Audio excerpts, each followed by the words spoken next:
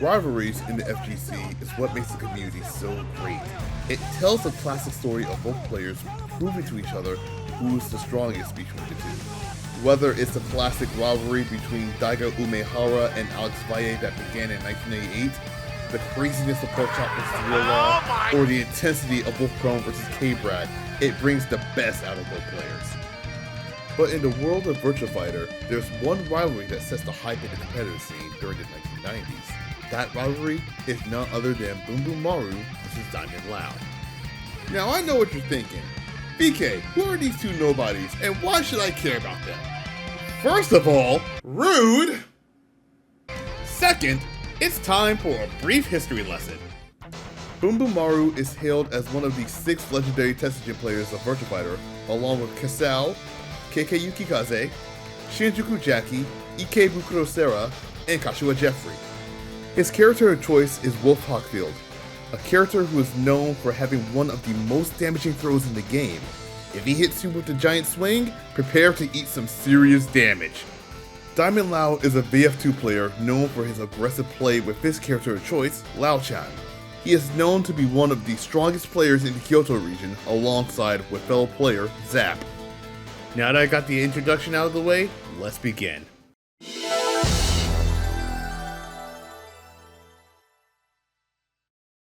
Back in 1995, Virtua Fighter 2 was already making waves in the arcade scene in Japan. This was the game where the competitive scene was born, especially with the birth of the Athena Cup series, now known today as the Beat Tribe Cup series. Around that time, there were rumors of a certain VF player in Kyoto who was winning his matches via ring out with Lao.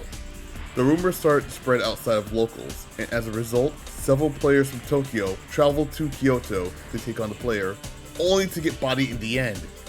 That player was none other than Diamond Lao.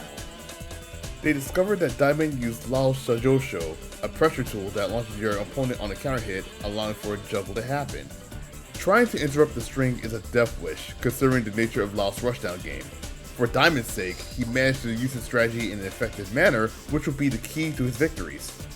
After that devastating loss, the Tokyo players went back to their local arcades to prepare how to stop Lao's shenanigans. And it only continued from there.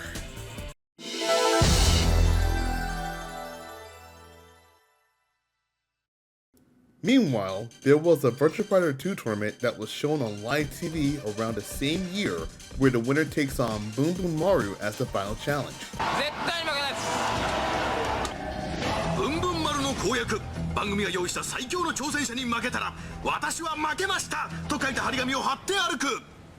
Should BunBunMaru lose, he has to face public humiliation by wearing a sash that reads "Watashi wa makeinu desu," which translates to "I am a loser" in Japanese, and posting flyers of the same message all over arcades in Tokyo. I'm not joking, he had the final boss treatment where he gets to sit on a throne with 2 beautiful women as they watch the entire tournament together. How cool is that? Mac. The tournament began and several players competed for the rights to challenge the Tessegen. Ike Bukurosera, who I've previously mentioned before, was also competing in the tournament as well. Unfortunately, he was knocked out of the tournament due to an upset victory from his opponent. That sucked. Diamond Lao also entered the tournament, creating chaos with his character.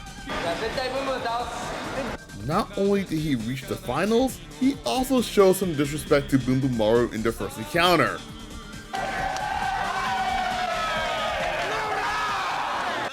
When the match began, Diamond used his overwhelming pressure game against BunBunMaru in the first 2 rounds. He almost wrung out BunBunMaru in the first round. Same thing happened in the second round. Only difference, he didn't break the neutral throw, and BunBunMaru was in trouble. By round 3, BunBunMaru began to turn things around, starting off with a giant swing of his own.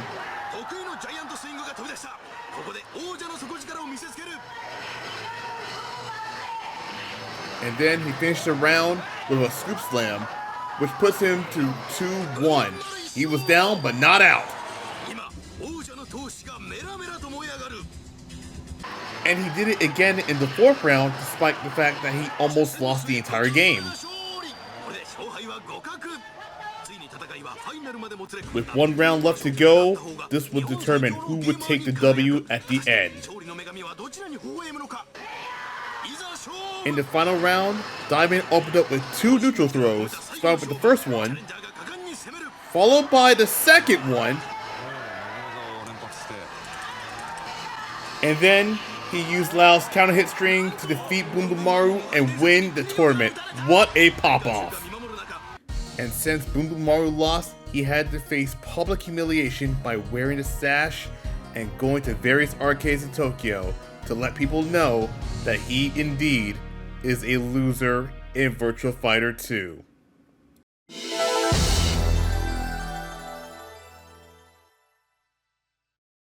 Losing to Diamond Lao struck a nerve with BunBunMaru. As a result, he needed to find a way to counter Lao's pressure game. The solution to the problem is to crouch dash backwards to avoid the first string, crouch the second string, and then punish with a throw. He tested this theory out with Shinjuku Jackie in the arcades before the next tournament. Both players were not sure if this strategy would work in an actual match. The third Athena Cup took place on June 25th, 1995, with 48 teams competing in the tournament, and over 300 to 400 people crammed into an arcade to watch the event. BunBunMaru's team consists of himself, Man the Satan Shark, and Kasai Lao, while Diamond Lao's team consists of himself, Zap, and BunBunMaru, marking the first time where Kyoto players competed in the event. Both teams drew number 13 and number 14 spots in the bracket, which was fate that brought them back together again. Man the Satan Shark took out both Zap and BunBunMaru, but lost to Diamond Lao. Diamond also took out Kasai Lao in a mirror match that ended in a time over. And then, it came down to the rematch of the century. In the first round, BunBunMaru attempted to try the strategy out, but got pushed out of the ring. He attempted the same thing again in the second round, this time with a life lead, and it still backfired. During the third round, just before he was on the brink of defeat, he managed to pull it off, turning the match in his favor. And in the fourth round, BunBunMaru had no issue using the crouching backdash technique against Diamond. It went to a point where he now understood how he plays.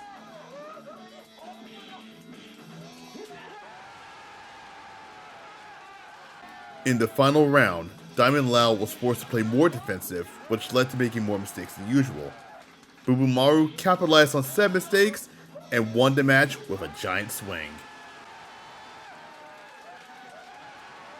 Download complete! Although neither team won the tournament that year, BunBunMaru vs Diamond Lao was classified as the best bout of the third Athena Cup.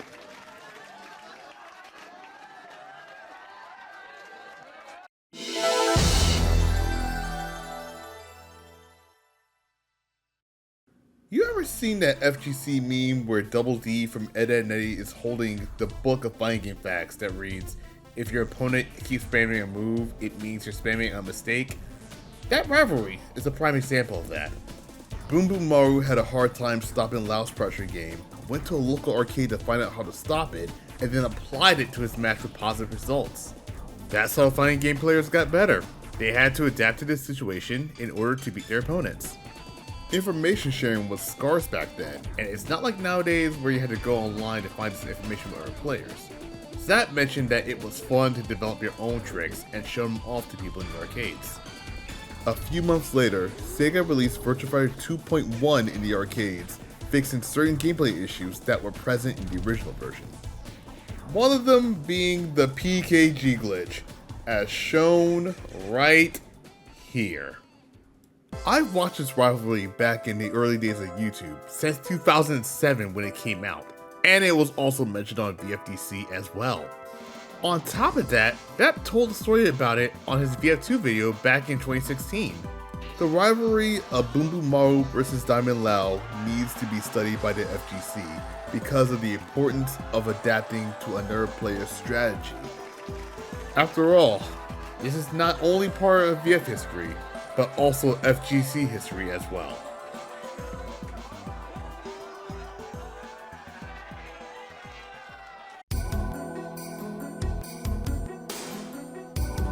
Hey guys, thanks for watching this video. If you guys want to see more Virtua Fighter content or past streams, hit that subscribe button. I'll see you guys later. Peace.